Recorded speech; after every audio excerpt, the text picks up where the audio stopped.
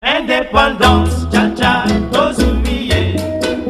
Oti kwanza, cha-cha, tubakidi. Otableron, cha-cha, baganyeo. Oni panda, cha-cha, tozumiye. Indépendance, cha-cha, tozumiye. Oti kwanza, cha-cha, tubakidi.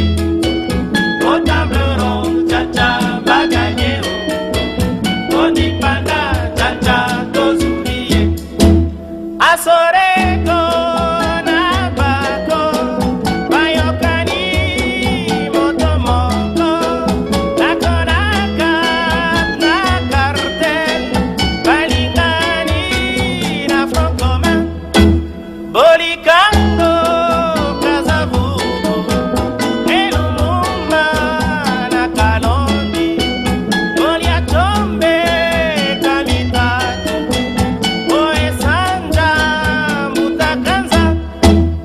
Indépendance, cha-cha, tozumiye.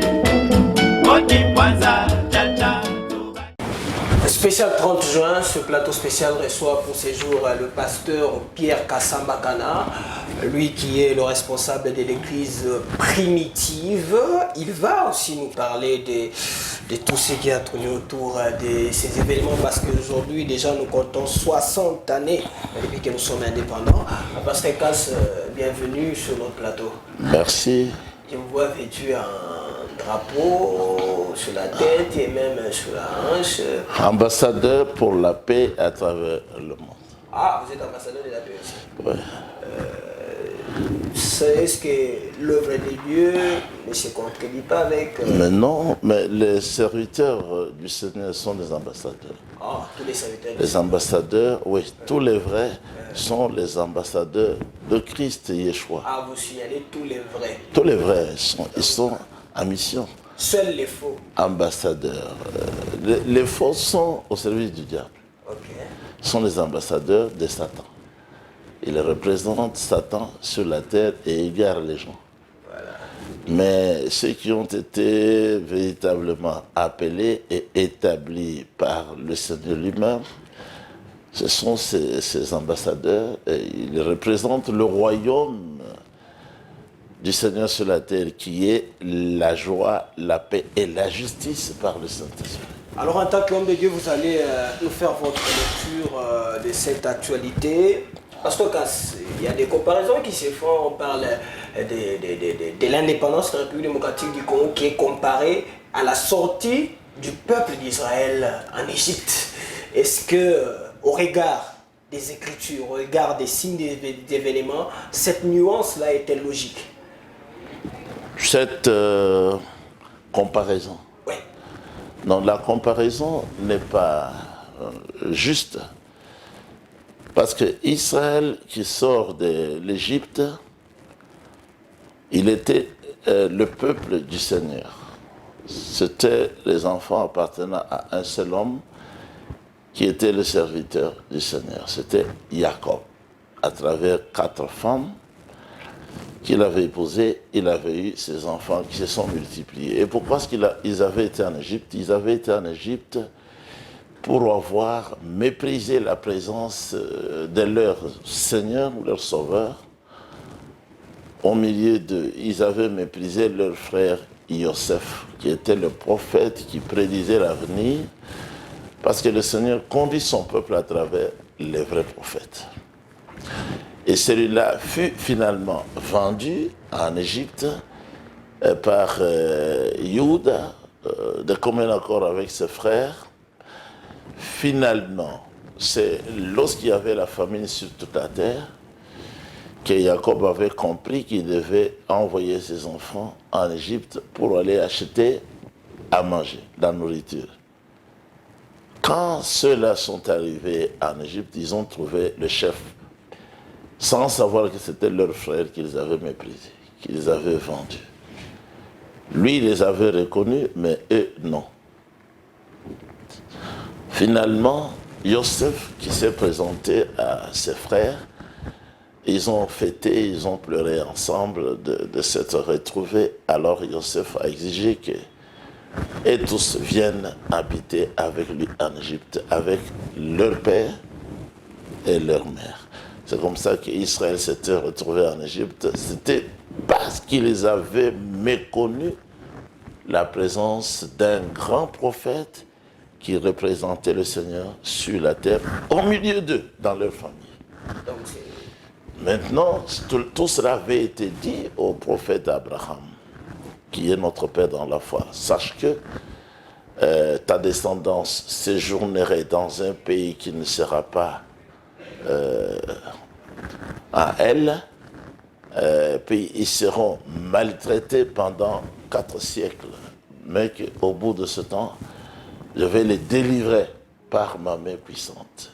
Et celui qui a été envoyé pour les délivrer, c'était également un prophète, Moshe ou Moïse, que les enfants d'Israël en Égypte avaient d'abord méconnu, ils l'ont combattu, et puis celui-ci étant en fuite, il se retrouvait dans le désert. De là, le Seigneur lui a parlé d'une voix audible et lui a donné la mission d'aller faire sortir son peuple, ses enfants d'Égypte.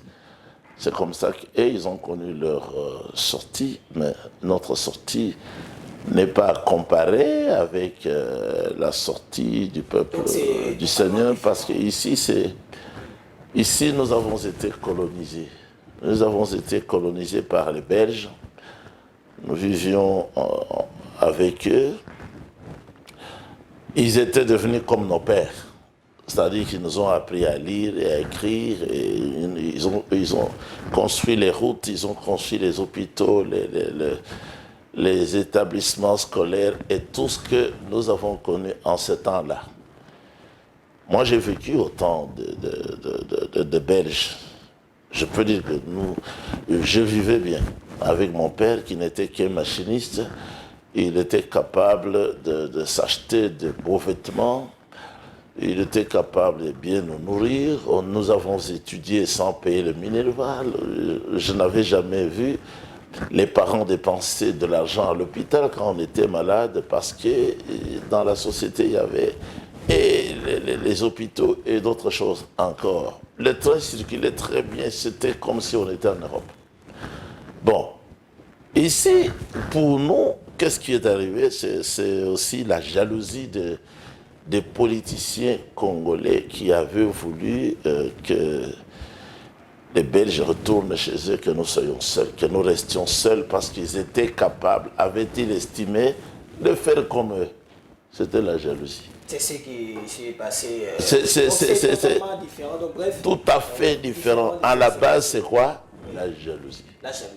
Quand je suis en train de voir comment ça s'est passé ce 30 juin-là, mais tout est là, tout le tableau est là. Voilà, pasteur, on va aborder ça. Alors, j'aimerais que vous puissiez d'abord nous faire savoir, en tant qu'homme de Dieu, est-ce que vous êtes satisfait de ce que nous vivons aujourd'hui, 60 années après que notre indépendance a été déclarée? À vrai dire, nous ne sommes pas indépendants. Ah, c'est...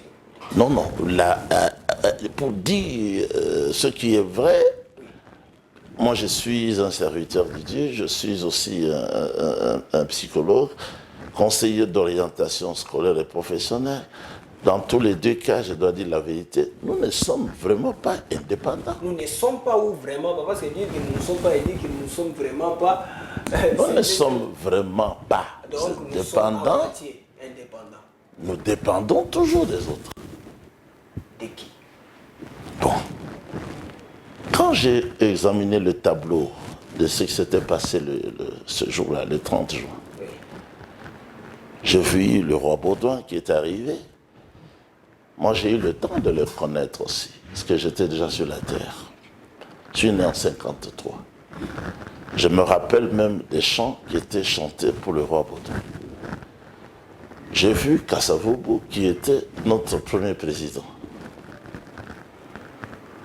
Le roi Baudouin a parlé. Au programme, il était question que maintenant le président congolais qu'il réponde pour dire nous avons accepté l'indépendance que vous nous avez octroyé, accordé. Et ils étaient d'accord. Ils étaient d'accord de nous laisser libres pour être indépendants. Ils avaient même dit, l'indépendance politique, nous vous l'accordons, mais vous n'avez pas encore assez de cadres pour gouverner.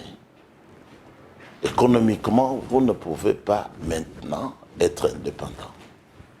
Ils avaient planifié en tant qu'hommes intellectuels, et ils avaient déjà étudié avant nous, de nous accorder l'indépendance économique en 1981. Ils auraient déjà terminé la construction de grands établissements comme l'IPN. J'ai eu le temps de voir la maquette de ce qu'ils avaient prévu pour construire à l'IPN où j'ai eu à suivre les cours. Ils n'étaient qu'au début. Et brutalement, voilà, nos politiciens étaient jaloux, ils étaient capables de... J'avais suivi l'interview en Liège, on avait posé la question à Lumumba. Vous avez fait quelles études? Parce que vous voulez diriger un grand pays comme le vôtre, le Congo. Lumumba répond, en Belgique, l'université a été faite pour les imbéciles. Tout a commencé là. Maintenant, regardez, le jour de l'indépendance, celui qui devait répondre pour accepter cet état des choses, c'était le président Kassavou, qui était un prêtre, il était séminariste. Mais Lumumba s'est improvisé pour lire un discours qui n'était pas étudié, qui n'avait pas été nettoyé, qui n'était pas bien élaboré. C'était la... oui. J'ai eu à répondre aux questions au cours d'une émission importante. J'ai dit, on ne peut pas mettre n'importe qui, n'importe où. Lumumba et les siens sont des gens brutaux. Des gens brutaux. La brutalité. Il est sorti avec un papier en poche. Il a commencé à parler. Il a manqué du respect au roi. Donc, vous n'êtes pas d'accord avec ce discours-là? Qui peut être d'accord? Oh, mais il y en a qui appuient ce discours-là, qui parlent que ce discours-là, c'est l'acte même fondateur de l'indépendance. D'accord. Oui, parce que Kassavou vous parle, Kassavou a été un peu trop tendre envers le roi qui pensait que l'indépendance c'est un cadeau. Il fallait montrer, il fallait montrer. Parce que c'était historique que les Congolais sont des gens bien éduqués. Il fallait montrer la gentillesse, la politesse, la soumission. Ces gens-là, les Belges avaient accepté. Les vrais témoins disent que ce que Mobutu a fait avec les Zaïrois, les Belges ne l'ont pas fait parce que quand ils ont demandé l'indépendance aux Belges, ils ont accepté. Mais quand on demande la liberté à Mobutu, il n'accepte pas. Il a parlé comme il avait parlé. Il était parvenu même à insulter le roi Baudouin, qui n'était pas de sa classe. Et il n'était pas programmé. Il s'est présenté comme un intrus. Il ne représentait pas le pays. Il n'avait pas le droit de parler parce qu'il n'était pas... C'est vous qui le dites. Non, c'était le président qui représentait le pays. Oui, mais... Et avant ça, l'épée du roi fut arrachée, fut volée. Avant tout ça. Alors qu'il est cheminé à l'endroit où devait se dérouler la manifestation. Et l'épée qui est symbolique, l'épée du roi représentait le pouvoir qu'il avait. Il était roi. Jusqu'à la fin, il était roi des Belges. Il a très bien vécu. Il n'avait pas arraché ça. Mais maintenant, nous, en volant l'épée, en arrachant l'épée du roi, qui représente le pouvoir, celui qui commente, il est aussi du Bakongo, il a dit, oui, il fallait arracher. Parce que il croit que le pouvoir ne se donne pas, il s'arrache. Et vous êtes de cet avis ou bien vous l'êtes? Je condamne ça, mais c'est pour ça que nous souffrons. Alors, Pasteur Cass, on nous parle de l'indépendance. Voulez-vous que je termine cette phrase? Oui, terminez alors. Il a arraché, très bien. Et puis il a couru, il a fui. Il est allé se cacher. Ça, c'est quel comportement?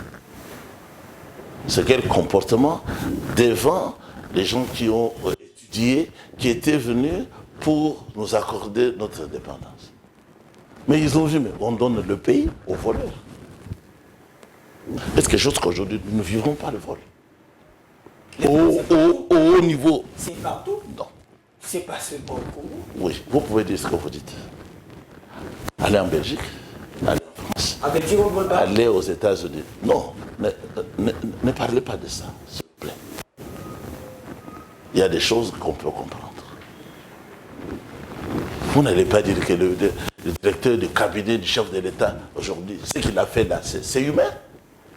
Mais c'est ça ici, c'est ça. Aller arracher une canne, arracher l'épée du pouvoir, vous arrachez.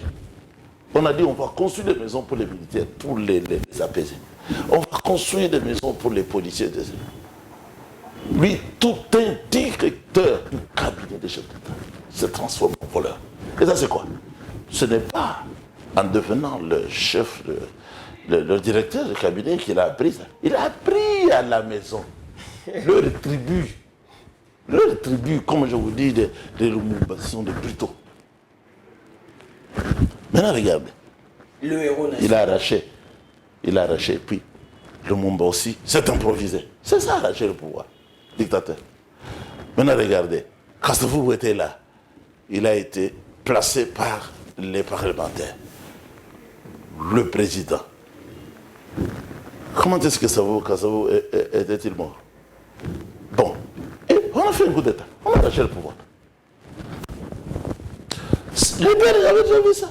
Les Congolais avaient déjà montré que nous sommes incapables, nous ne sommes que des voleurs, des assassins. On va continuer à arracher. Mobutu a arraché le pouvoir. Et puis il s'est promené aussi avec une canne. 32 ans. Ça, c'était là. C'était représenté dans le comportement de cet homme-là qui est venu du Bas-Congo. Il a continué. Qu'est-ce que Kasavubu a fait? Il a tué Lumumba. Parce qu'ils avaient des conflits. Il a tué Lumumba, il a employé Mobutu. Lumumba avait amené qui? Lumumba nous avait amené Mobutu. Attention, Mobutu c'est Lumumba. C'est l'espèce de Lumumba. C'est l'élève de Lumumba. Qu'est-ce que Mobutu était? Brutal, comme son père, Lumumba. Voilà. Attends. Et Lumumba formait qui? Laurent Désiré Kabila. Comment est-ce qu'il a pris le pouvoir? Il a arraché aussi. Il a arraché. Et qu'est-ce qui lui est arrivé à lui-même? Lui-même, vous avez Laurent Désiré Kabila. Les gens qu'il avait amenés ici, qu'est-ce qu'ils ont fait? Et ils ont dit le pouvoir ne se donne pas, alors que